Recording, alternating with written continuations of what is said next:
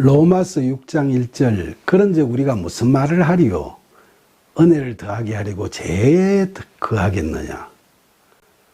바울은 본절에서 그 당시 복음의 진리를 왜곡해서 받아들이고 말씀을 잘못 해석해서 그릇된 방향으로 신앙생활을 해나가는 폐단이 발생하는 일들을 경계하고 있죠. 사실 복음의 진리나 성경의 말씀에 대한 잘못된 해석으로 사람들을 현혹시키는 이단과 사위비들의 폐단은 오늘날에도 없어지지 않고 있을 뿐만 아니라 교회 내에서조차도 잘못된 성경 해석으로 교인들을 혼란스럽게 하는 일들이 적지 않게 발생하기도 하죠.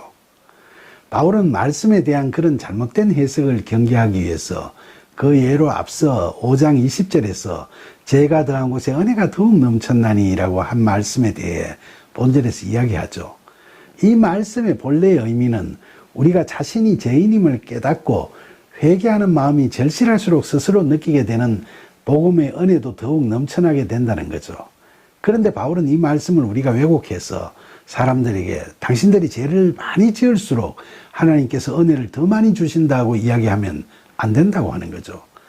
죄를 깨달음으로써 은혜가 더욱 더하게 되는 것인데 이것을 죄를 더 많이 지으면 은혜가 더해진다는 뜻으로 왜곡하면 안 된다는 말씀인 거죠. 오늘날 우리 사회에 가짜뉴스라는 말이 자주 언급이 되고 있지만 복음이 그야말로 굿뉴스인데 이를 가짜뉴스와 바꾸어서 전하면 그 가짜뉴스에 속게 된 사람들이 입는 피해는 막대하겠죠.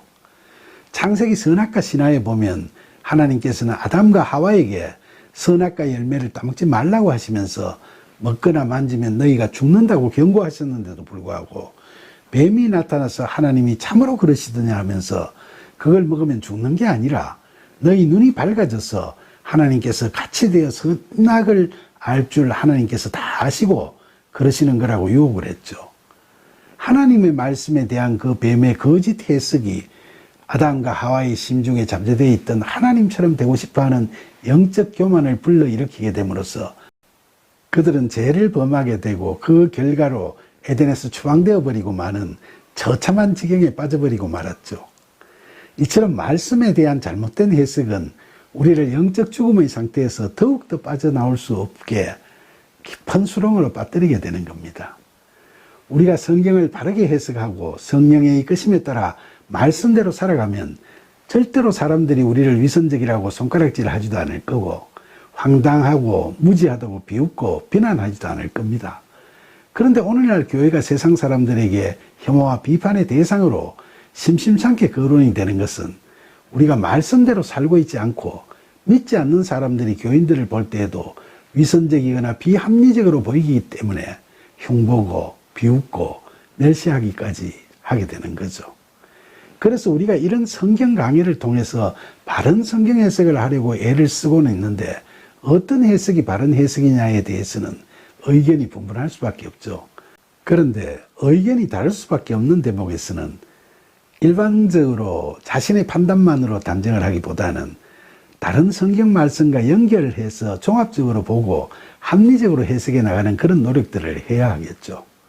사실 창조와 구원을 계시하는 성경에는 인간의 과학적 지식과 이성으로는 해석이 되지 않는 이야기들이 적지 않게 있죠. 예수님께서 베푸신 갖가지 이적들이나 일반 세상적 이치로 볼 때 이해하기 어려운 역설이나 비유의 말씀들처럼 말이죠.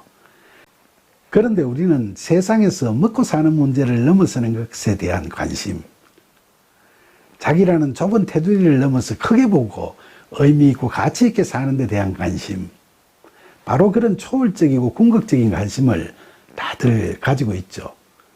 저는 초월적이고 궁극적인 관심에 꽉 잡힌 이런 이성을 타라적 이성이라고 표현합니다. 우리는 하나님을 믿든 안 믿든 간에 타라적 이성을 다들 가지고 있죠. 우리는 타라적 이성을 통해서 해석이 난해한 말씀에 대한 바른 이해를 할 수 있는 거죠.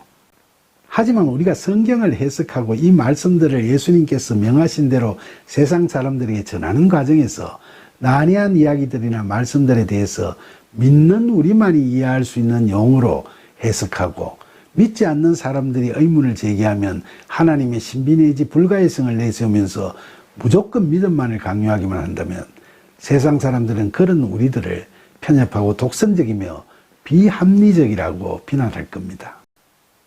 과학적 사고와 합리주의를 추구하는 현대인들을 대상으로 복음을 전도해 나갈 때는 우리가 깨달은 성경 말씀의 의미를 우리만이 알고 익숙한 어떤 그런 전통적 언어가 아니라 21세기 현대인들의 사고와 언어로 해석을 하고 이를 전해야 하겠죠.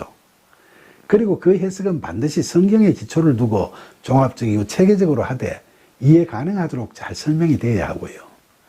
무리하게 문자주의적인 해석만을 고수한다거나 신비주의적 해석으로 판단을 흐려지게 해서도 안 되는 겁니다.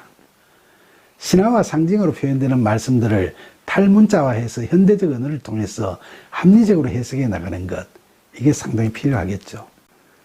그러나 이 과정에서 성경의 말씀을 혹시라도 세상적 관점에서 타협적으로 해석하거나 사람들을 유혹하는 식으로 변개시켜서 해석하는 것은 분명히 경계해야 한다는 걸 분명하게 강조하고 싶습니다.